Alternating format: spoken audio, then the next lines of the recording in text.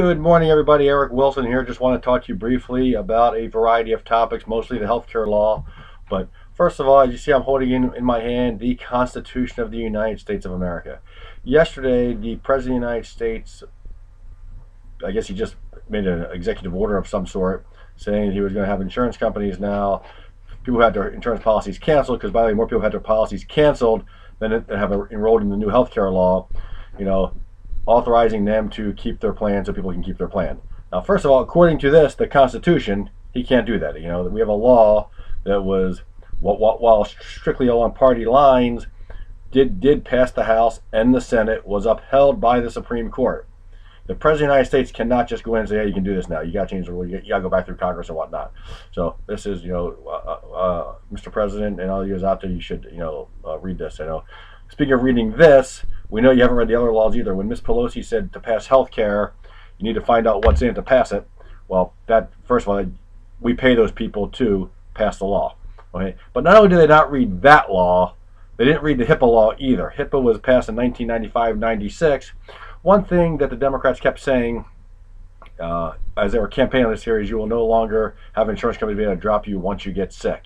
That has been a law since 1996. All right, it's already been illegal. The only time you can be canceled is if on the individual market is if the company stops offering policies in that area completely. They pull out of the market, then of course you can be canceled because they're no longer there. They cancel everybody, not just you.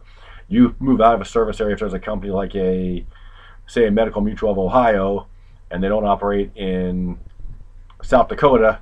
They may not have a network out there, therefore you need to change as well.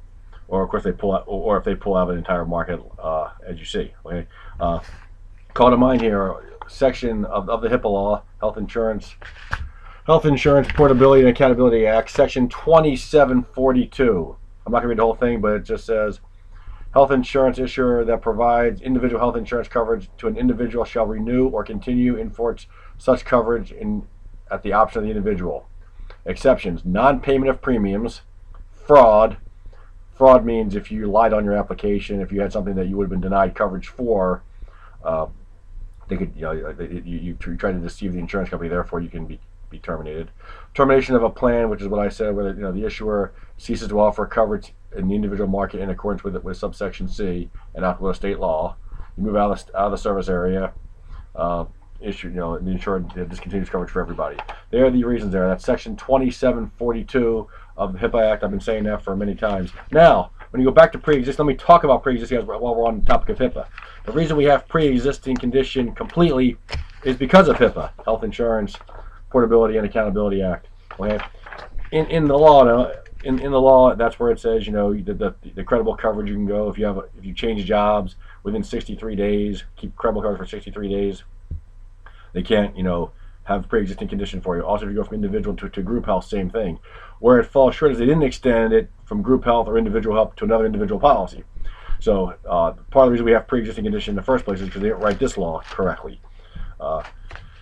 Back to my friend, the letter. I've been talking about this for a long time. I've tried to bring it to their attention. This is a letter I wrote to Senator Dick Durbin on May the 4th, 2010. I'm not going to read you the whole letter, but he wrote me a letter, basically, and this is, I'm going to paraphrase what he said there, but in paragraph 4 of the letter he wrote to me, he said, all plans will be prohibited from dropping people because they get sick. My response is already illegal in all 50 states to drop a policyholder's coverage when they make a claim or get sick.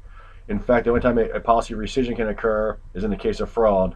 This means the policyholder did not disclose a condition that existed prior to the policy purchase. Rescissions are only allowed by the state insurance commissioner if such pre-existing condition was severe enough to have warranted the application be declined coverage. Had she or he disclosed the condition at the time of application. That to state that the insurance company can simply drop you is simply not true. Also, it says this legislation step will extend coverage to Americans who otherwise would be uninsured while moderating the rising cost of health insurance coverage. In 35 states, we had state-run risk pools. 10 states are guaranteed issue mandates. In my home state of Illinois, we have the Illinois Comprehensive Health Program, which is sometimes called iChip. www.chip.state.il.us.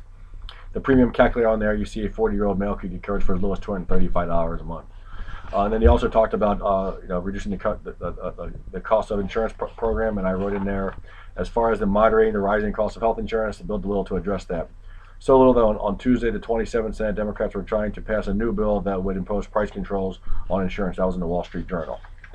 So you see, there's, not only did they not read the Obamacare, like the Affordable Care Act, they didn't read HIPAA law either. They didn't read a letter from me.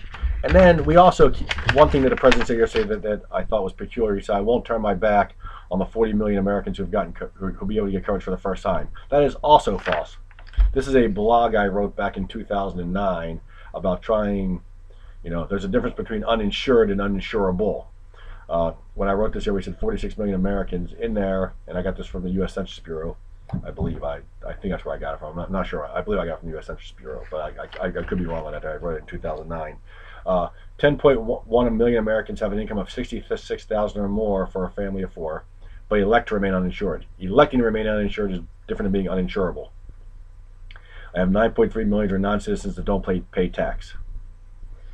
9.3 million people, not citizens.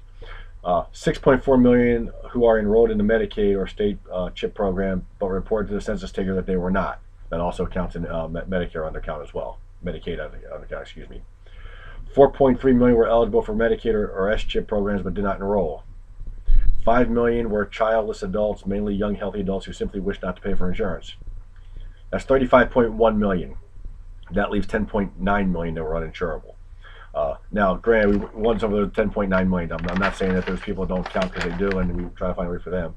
But we took a law here that we tried to cover 46, 50 million people. We only had to worry about 10, 11. So think about that there. To our politicians out there, please read the laws. If you don't know what they mean, ask somebody. People like myself are very knowledgeable. Also, thank you to my friend Steve Tucker, who when I couldn't find what section in HIPAA law that was, he pointed it out there to me. So I do appreciate that. Other than that, have a great day. We don't know if the health insurance people will actually be able to allow you to reinstate your policies that are being canceled, because it's more complicated than that. I have to go through the state insurance commissioner and have to refile their plans. And American Health Plan also came out and said that plans are based upon numbers, and to allow people in different plans will cause premiums to go up as well. So this thing is a mess. There's not a simple fix. The only simple fix is to kick this thing to the curb and start over. Eric Wilson, have a great day.